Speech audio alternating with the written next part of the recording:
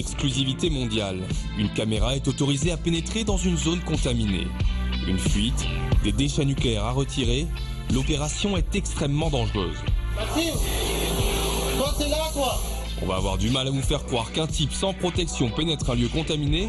En fait, nous sommes sur un chantier école. À Obernai, une trentaine d'élèves BTS et Bac Pro s'entraînent à devenir des agents du nucléaire. Et ici, tout se passe comme dans une vraie centrale.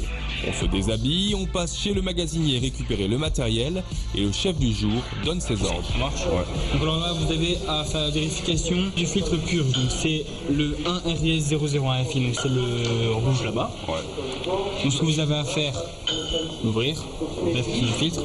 Le changer. Voilà, vous suivez la gamme. Le cœur de métier, c'est la maintenance industrielle.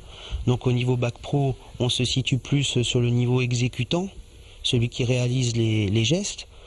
En ce qui concerne les BTS, on est plus dans un rôle de management, en fait, de gestionnaire de ressources humaines et techniques, on va dire, qui doit, lui, encadrer ses exécutants, ses chargés de travaux, et faire un petit peu plus donc de gestion humaine et de planification et de gestion de chantier. Seule une douzaine de lycées en France proposent ces formations et à vrai dire on ne se bouscule pas au portillon pour y entrer.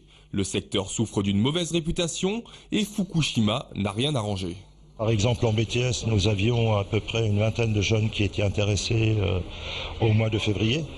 Et au fur et à mesure que les choses ont avancé, le nombre a diminué. Donc c'est souvent lié à l'actualité. Pourtant, le secteur est plus que porteur. Dans les 5 prochaines années, le nucléaire aura besoin de plus de 10 000 personnes par an. Il y a beaucoup de travail, beaucoup de boulot.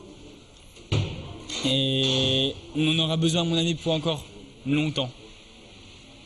Parce qu'au jour d'aujourd'hui, on ne sait pas comment remplacer le nucléaire pour faire de l'énergie électrique.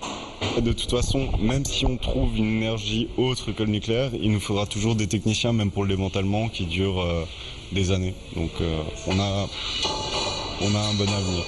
Et l'Alsace se positionne à la pointe pour ce qui est de former ces jeunes au nucléaire. En plus de ce lycée d'Obernai, on trouvera à l'université de Strasbourg une licence en technique nucléaire et radioprotection.